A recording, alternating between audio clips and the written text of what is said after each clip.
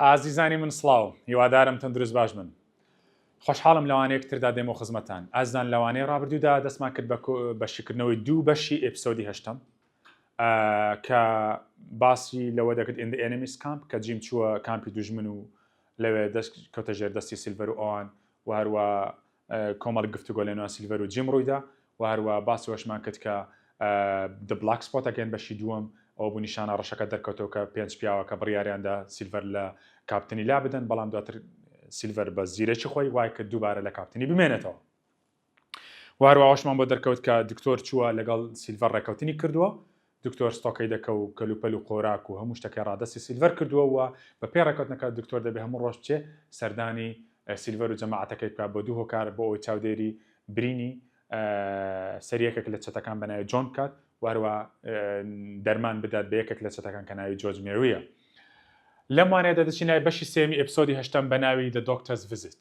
سەردانەکەی دکتۆر لێرە دکتۆر یەکەم جار کە سەردانی سیلڤەر دەکات بە ئاڵاکسپیەوە بۆچی چووە ئاگادار بە تومەیک ئەباگن بۆ ڕێکەوتن لێرە لە ڕۆژانە دیارە دەچێ بەڵام بە دیاریکرێ باسی دوو سەردان دەکات سەردانی دووەمی سیلڤەر واتە دکتۆر Doctor's Second Visit دووەم سەردانی دکتۆر بۆ لای سیلڤەر یان دەکرێت بێتەوە بڵێ دوای ڕێکەوتنەکە سەردانەکەی دکتۆر بۆچی بوو دوای ڕێکەوتنەکەم و سەردانەکانی بۆ چاودێریک نەخۆشەکان جیم دەڵێ the next morning I was woken up by someone shouting ئێستا جیم لە ژێردەستی سیلڤەر جەماعەتدا دەڵێ بەیانی دواتر من خەبەرم بۆ بە دەنگی یەکێک کە هاواری دەکرد گوتی here is the doctor دکتۆر هاتووە as the doctor came نییە کاتێک دکتۆر نزیک بۆ لە ستۆکەی دەکە دیواری ستۆکەی دەکە سیلڤەر said we've got quite a surprise for you sir جەناب مفاجئەیەکی زۆر جوانمان هەیە بۆت یعنی لێرە کە سیلڤەر بەچێ دەڵێ بە دکتۆر دەکرێت بشێتەوە بڵێ when Silver told the doctor we have got quite a surprise for you what did he mean the surprise وش surprise ما بس يبيله شيء ما بس يبيله جيمة as the doctor came into the lockhouse كاتك دكتور هاتنا خانوا دارينك he nodded his head towards me سري لقمادك والله شيء اللي كردم يعني بداخل بوتو جيم and then the doctor started to look after the two sick men واتر دكتور دسي با چاودێری کردنی دوو پیاوە نەخۆشەکە کرد ئەمە دکتۆرە هاتووە ئەمە تووتەکەیەتی و جەماعەتن و جیم لێرێ و ئەمە جۆنە و ئەمەش دیارە جۆرج مێرویە کە دێ دەرنیان تیمار دەکات گوتمان دکتۆر بە چاتێ بۆ چاودێریکردن دوو نەخۆشەکە چێن جۆن و جۆرج مێروی when he the doctor had finished کاتێک دکتۆر تەواو بوو لە چارەسەرەکەی he asked to speak to me ئەمە گرنگە کاتێک دکتۆر لە چارەسەرکردنی جۆرج مێری و جۆن تەوا دەبێت داوای چی کرد he asked Silver and the men to speak to me گوتی دەکرێم ئاسەیە قسە لەگەڵ جیم بکەم before he left پێشەوەی بڕوە Hawkins said Silver گوتی Hawkins do you give me your word that you won't run away ئەمە گرنگە گوتی ڕێگە دەدەم بەڵام جیم Hawkins بەڵێنم پێ دەدەی give me your word یعنی بەڵێنم پێ دەدەی do you promise me or will you promise me that you won't run away ئایا بەڵێنم پێ دەدەی کە تۆ ڕاناکەی لەگەڵ دکتۆر Jim دەڵێ I promised that I would not and he agreed to let me ئەمە دەکرێت بێتەوە بڵێ Jim's second promise ئەمە دووەم بەڵێنی جیمە بۆ سیلڤەر یەکەم بەڵێنیەوە بوو کە save him from being hanged ڕزگاری بکە لە سێدارەدان لەوانەوە ڕابردوو باس ناکرد دووەم بەڵێنی ئەوەیە that he wouldn't run away or he won't run away with Dr. Livesey بەڵێن دووەمەوە بوو کە بەڵێن دە ڕاناکەم لەگەڵ Dr. Livesey and he agreed to let me ڕازی بوو کە ڕێگەمدا go outside to talk with the doctor قلت كوا برو دتوين لدرو قصة لقى دكتور كي he told the doctor to go and wait for me down by the fence تو دكتور تو برو لخواره ولاي فرجينكا تشاورواني جيمكا باشا the men were angry and argued against it أما زور قرينجا the كريبيتو بلاي when Silver let Jim go and talk with Dr. Livesey outside what did the men do or how did the men react پێنج پیاوەکە کاردانەوەیان چۆن بوو they got angry and argued against this تووڕەبوون و دیژی ئەوە دەمەقاڵیان کرد گوتیان ناکرێت چۆن دەکرێت ڕێگەی جیم بدەیت ئەوە لە ژێر دەستمان دەرچوو ئەوە ڕای کرد but we walked down to meet the doctor بەڵام دەڵێ من و سیلڤەر ڕۆشتی نەخوارەوە بۆ ئەوی دکتۆر ببینین سیلڤەر گوێی بەوان نەدا Silver said to him کە گەشتینە ئەوە سیلڤەر لە خەمی خۆیەتی ڕووی کردە دکتۆر گوتی I saved the boy's life من ژیانی کوڕەکەم ڕزگار کرد جا بە دڵنیا و ڕزگاری کردە نادەیان کوشت and was nearly deposed for it و بەهۆی ئەوە دەکرا بەهۆی ئەم کوڕەوە دەکرا من لە کار لابدرابم بەڵام کە بە زیرش خۆم نەبا ئەوە هەم ئەو دەکوژرا هەم منیش لە کار لادرام he will tell you so دواترش خۆی پێت دەڵێ so surely you will have a good word to say about me لێرە سیلڤەر داوا لە دکتۆریش دەکات دەڵێ بۆ لەبەرەوە من ژیانی ئەو کوڕەم ڕزگار کرد بۆ ئێوە ئایا تۆش بە دڵنیایەوە دەبێ قسەیەکی خێر لە بەرژەوەندی مندا بکەیت I will be honest ڕازگۆ دەبم لەگەڵ دکتۆر سیلڤەر بە دکتۆر دەڵێ I don't want to be hanged ڕازگۆ بم نامەوێت لە سێدارە بدرێم کەوا please say a good word about me back to England کەوا لێرە سیلڤەر هەمان داوا لە دکتۆریش دەکات کە قسەیەکی خێر لە بەرژەوەندی سیلڤەر بکات ئەو کاتێک کە دەگەڕێنەوە و دادگای دەکرێن چونکە سیلڤەر ڕاشکاوانە بە دکتۆر دەڵێ نامێت لە سێدارە بدرێن Then he left us and walked some distance away دەڵێ دواتر کام قسەی کرد سیلڤەر ئێمە من و دکتۆری بەیەکەوە جێهێشت و دوورکەوتەوە Jim said the doctor دکتۆر بە جیمی گوت ئەمە گرنگە You waited until Captain Smollett was ill and could do nothing and then you ran away That was very coward not like coward and cowardly ئەمە زۆر گرنگە کاتێک دکتۆر قسە لەگەڵ جیم دەکات یەکەم قسەی چێ سەرزەنش دەست پێ دەکات گوتی جیم تۆ چاوەڕێ بووی تا کاپتن سمۆڵەت نەخۆش دەکەوێت و توانای هیچی نامێنێت ئەو کاتە تۆ ڕات کرد کەوا لێرە دکتۆر پێوە کە جیم ڕای کردووە نازانێت جیم بۆچی ئەم کارێ کردووە کە جارێکتر شتێکی کردووە بۆتە هۆی ڕزگارکردنی ژیانیان بۆ لێرە سەرزەنشتی دەکات دەڵێ بەڕاستی بەداخۆم بۆ تۆ سیلڤەر بەداخۆم بۆ تۆ جیم تۆ چاوەڕێت تا کاپتن سمۆڵەت توانێت هیچی نامێنێت تا ئەو بریندار نەبوو لە کاردا بوو نەدەوێرای جۆڵە بکەی بەڵام کە ئەو کەوتە سەرجێگاتەوە بە دەرفەت زانی و ڕات کرد بەڕاستی ئەمە کارێکی ترسنۆکانەیە ئەمە سەرزەنشتی دەکات بەڵام جیم ڕوونکردنەوەی خۆی هەیە دەڵێ دۆکتە I said گوتم دکتۆر I'm very sorry زۆر بەداخۆم بۆ کارێک کردم and I think I'm going to die anyway هەرچۆن من پێم وایە دەمرم یعنی ئەم چەتانە ڕزگارم نابێت دەمرم I would have been dead by now if Silver hadn't saved me fair conditional وتا ئێستا مردبووم ئەگەر سیلڤەر منی ڕزگار نەکردبە then quick replied let's run away مادام وایە ئێستاوە دەرفەتە یاڵە باڕا بکەین ئەمە دکتۆر بەشێ دەڵێ بە جیم دەڵێ باڕا بکەین بەڵام زان جیم دەڵێ چی one jump and you are out یەک باز بدە و دیارە لێرە بۆمان دەردەکەوێت کە دکتۆر لەلایەکی پەرژینەکەی جیم لەلایەکەی ترە دکتۆریان نادۆتە دەرەوە وانی زیرەکەن دەڵێ هەر بەسەر پەرژینەکەدا خۆت باز بدە و ئێمە دەربۆی دەرچوین No, I answered وەڵام دایەوە I gave my word and I must say ئەمە گرنگە دەکرێت لە امتحان بێتەوە بڵێ when the doctor asked Jim to run away with him what did Jim do? Jim refused. Why? Because he had given his word to Silver because he had promised Silver not to run away لەبەرەوەی Jim گوتی نەخێر من بەڵێنم بە Silver داوە I gave my word يعني بەڵێن بە Silver داوە کە بمێنمەوە کا Silver Jim لێرە پیاوە بۆ بەڵێن ناشکێنێ But I will tell you one thing in case I do die. بەڵام باشتێکت پێ بڵم دکتۆر لە حاڵەتێدا ئەگەر من مردم دەزانم دەمرم. I have got the ship partly by luck, partly by risking my life. دیبا پێت بڵم تۆ پێت وایە ئێستا کەشتێکە دیار نەماوە نەخێر من کەشتەکەم جێڕاوەتەوە کە ئێستا من دەزانم کەشتێکە لەکوێیە. چۆن توانیم کەشتەکە بجارمەوە؟ بەشێکیان بەهۆی کە من بەختم هەبوو بەشێکیان بەهۆی کە ژیانی خۆم خستە مەترسی یعنی من هەم بەهۆی بەختەوە هەم بەهۆی خستە مەترسی ژیانی خۆمەوە توانیم کەشتەکە بجارمەوە. The ship lies in the north inlet. نەک من بمرم. کەشتەکە ئێستا لە دەواازەی باکوورە. The ship said the doctor. کەشتێکە بەڕاستیتە؟ I then quickly explained everything that had happened. دواتر هەموو شتێکم بە خێرایی بۆ ڕوونکردەوە کە ڕوویداوە. At every step لە هەر قسەیەک کە بۆم هەر ڕوونکردنەوەی کە بە دکتۆرم دەدا دکتۆر دەیگوت چی؟ It has been you who has saved our lives. هەردووچیان حازن. لەبەرەوەی فێری پیپیان لە دواتە. هەر ڕوونکردنەوەکەم دەدا دکتۆر لە دیار پەشیمان بووە لە سەرزەنشتکردنەکە گوتی بەڕاستی جیمەوە تۆ بووی ژیانی ئێمەت ڕزگار کرد. We won't let you lose yours. و ئێمە دڵنیا بە ڕێگەت نادەین ژیانت لەدەست بچێ یعنی بمرید. And finding Bengen was the best thing you've ever done. ئەمە لەو زاریاتەوە. واتە according to the doctor.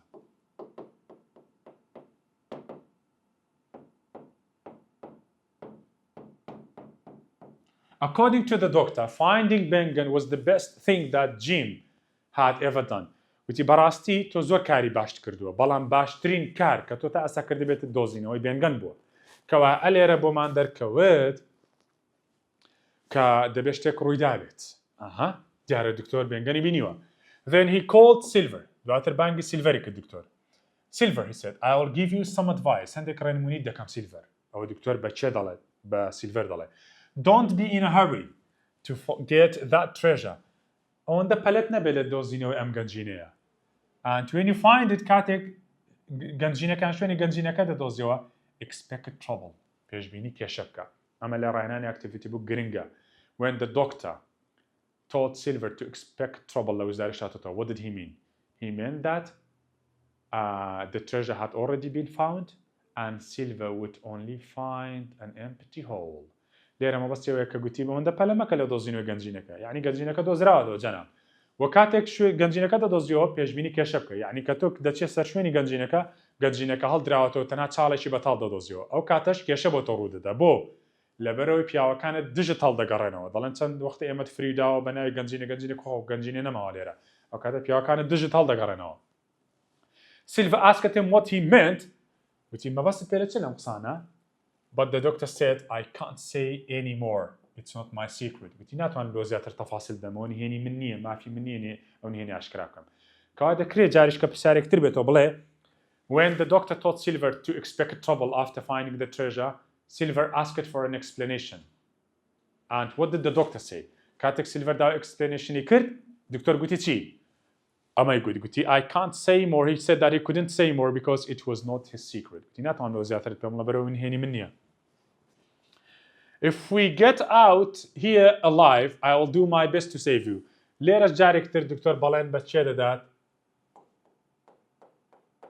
Doctor's promise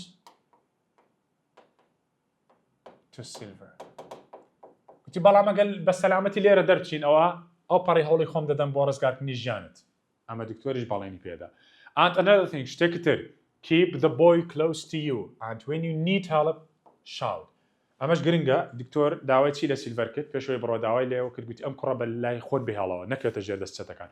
وە کاتێک پێویست بە هاوکاری بوو ئەوە هاوار بکەم. ئەوە سپێ لە چیە؟ کەی لە لای خۆت بێڵێتەوە. یعنی کات دەڕۆن بۆ دۆزینەوەی گەنجینەکە بە ئەو کوڕە لە لای خۆت بێ لە خۆت نزیک بێ لە خۆت دووری مەخەوە. وەکە گەیشتە شوێنی گەنجینەکە و زانیت کێشە ڕوودەدات و پێویستی بە هاوکاری بوو تەنها هاوار بکە ئێمە زوو دەگەینە لاتان. کەوا لێرە دکتۆر پلانی داناوە. ئەمە دەربارەی ئەم بەشە. ئێستا ئەمە باسی سەردانەکەی دکتۆر بوو. دێنە لای قۆناغی گەڕان بە دوای گەنجینەکەدا. سیلڤەر و پێنج پیاوەکە دەچن بۆ دۆزینەوەی گەنجینەکە. The search for the treasure گەڕان بە دوای گەنجینەکەدا. جیم دەڵێ ئەوە دکتۆر ڕۆیشتەوە. جیم هەر لێمەوەتەوە. دەڵێ I did not trust Silver. سیقەم بە سیلڤەر نەبوو.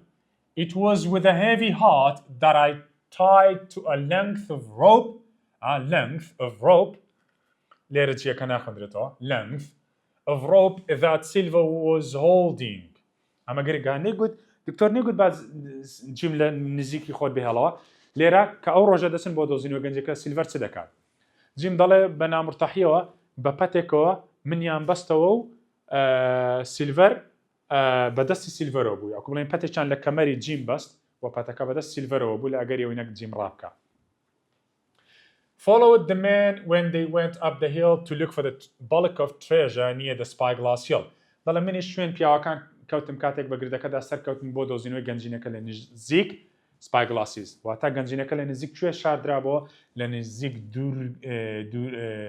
گردی spyglass. ئێمە spyglass اینمان هەبوو لەگەڵ spyglass hill. spyglass in لە بریستڵ بوو spyglass hill بەرزترین گردی treasure island بوو. The men were all carrying several weapons. چیان پێ بوو؟ هەموو چەکیان پێ بوو. هەر یەکیان چەکی پێ بوو. هەندێکی تریان shovels خاکە نازیان پێ بوو. pickaxe پاچیان قازمەیان پێ بوو. and food supplies خۆراکیان پێ بوو. شکا دەکرێت گەڕان بە دوای گەنجینەکەدا زیاتر لە ڕۆژێک بخوێنی و ناکرێت بگەڕێنەوە ستۆکەی دەکات. The men followed the detailed instructions on the back of the treasure map. ئەمە گرنگە. کاتێک پیاوەکان بە دوای گەنجینەکەدا دەگەڕان شوێن کام ڕێنمایانە دەکەوتن. ئەو ڕێنمایە کە لەسەر پێشەوەی نەخشەکەیە یان پشتەوەی نەخشەکە لەسەر پشتەوەی نەخشەکە. هەم گوتمانی پشتەوەی نەخشەکە ئەو ڕێنمایانە بوون to find Flint's treasure. But the details on the front were for a captain how to sail a ship safely into the island. We crossed swamp, woodland, woodland ئەمە گوتمان بە شووە دەخوێنرێتەوە ئەمە ئۆی کورتە. And then climbed up towards the flat top of the spyglass. دەڵێ ئێمە بەناو زۆنگا و گرد و ئەوانە بەرز و نزمیدا سەرکەوتین چەندین بەرز و نزمی و زۆنگا و ئەمانەمان بڕی تا لە کۆتاییدا سەرکەوتینە سەر گردی سپاگلاس. One of the men in front suddenly screamed. دەڵێ کە سەرکەوتنی سەر گردەکە ها لێرەدا ئەمە دیارە ئەمە بە گردەکەدا سەرکەوتونە ئەوە سەر ڕووی گردەکەیە ئەوە یەکێک تازە خەریکە سەر دەکەوت سەر گردەکە یەکێک لە پیاوەکانە بە گرنگە کە لە پێشەوە بوو لەپڕ هاواری کرد screamed ئەو بەدێ دەخوێنرێتەوە ئەمە ئیدرێژە out in fear لە ترسان هاواری کرد. Near a tree he had found a skeleton lying unnaturally straight بە شێوەیەکی ناسروشتیانە ڕێکدانرا بوو with its arms pointing up above his head. ئەمە زۆر گرنگە. کە لەمتحان بێتەوە بڵێ when they climbed up the spyglass hill one of the men screamed out of fear. Why? Because he had found a skeleton. بۆچی لەبەرەوەی ئەو گەنجینەکە دۆزی بووە نەخێر لەبەرەوەی کولێوێنەکە دیارە ئێسکە پەیکەرێکی دۆزی بووە کە ئێسکە پەیکەرەکە دەستەکانی ئاوا لە پشتی سەری بوون بە شێوەیەکی دەوک بڵێن بەدەست وای لێکرا بوو کە دەستەکانی ئاماژیان بۆ پشتی سەری دەکرد کە بڵێن بڵێکا کە لە پشتە سەری من شتێک هەیە جابزین ئەو ئێسکە پەیکەرە بۆ لێوە بۆ دەستەکانی ئاوانە. Silva thought for a moment and then بۆ ساتێک بیری کردەوە and asked one of the men to take a compass bearing. ناڵێ compass bearing. دی کاکە قیبلە نومایەکەم بۆ بێنن. The body pointed بەپێ قیبلە نوماکە the body pointed from Skeleton Island to Spyglass Hill. ئەمە گرنگە. کە بێتەوە زەم لە وزارەی شاتەوە ئەو ئێسکە پەیکەری دۆزیانەوە لەکوێوە ئاراستەی بۆ کوێ دەکرد. Pointed from لە دوورگەی سکەڵتنەوە ئاراستەی بە چ دەکرد ئاماژەی بە گردی سپاگلاسیەڵ دەکرد بە عەکسەوە بێتەوە غەڵەتە بەپێی قبلە نوماکە کە لێرە سیلڤەر بۆی دەردەکەوێت. I thought so.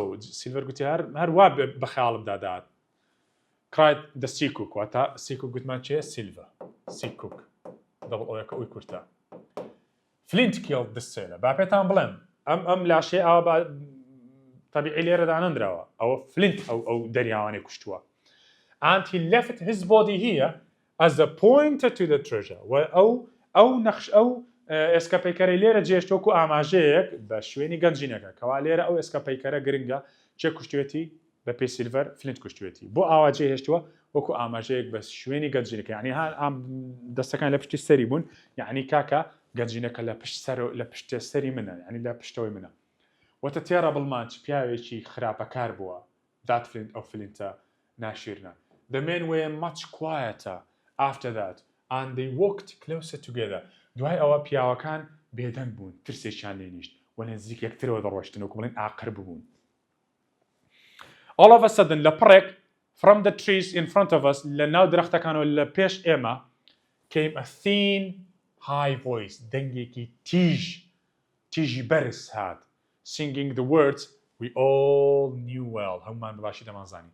کاوالێرە لە in front of us دوو جار بەکارێت جاری یەکەمیان لە پێش خۆیانەوە یەکێک هاوار دەکات لە ترسان و کە ئێسکە پێکەر بدۆزێتەوە جاری دووەم لە پێش خۆیانەوە دەنجی گۆرانیەک دێت کە ئەو گۆرانی هەموو بەباشی دەیانزانی کە وایە گرنگە.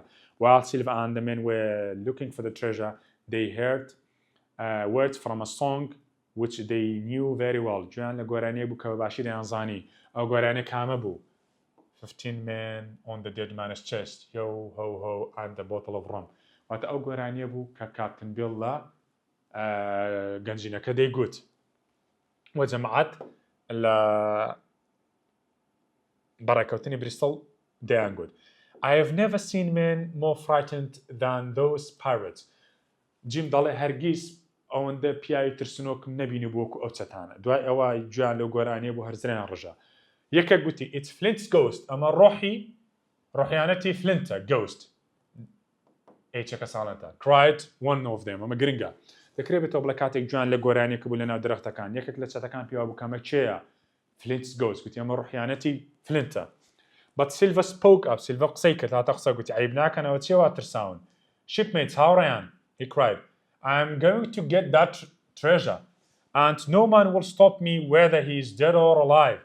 گوتی کاکە مەترسن عیبە با من پێتان بڵێم من ئەو گەنجینەیە دەدۆزمەوە هیچ کەس ناتوانێت بموەستێنێ چ مردوو بێت چ زیندوو بێت زیندوو مەبەستیەوەیە سیلڤەر کاپتن سمۆڵێت و دکتۆر جەماعەتەکەی ناتوانن کە زیندوون ڕێگەم لێ بگرن وتەنانەت کاپتن فلینت و ڕوحیانەتەکەشی ناتوانە ڕێگەری لێ بکە لە دۆزینەوەی ئەو گەنجینێ بۆیە عیبە مەترسن یاڵا با دەست بەکاربین وەکو بڵێن وریان پێ بدە.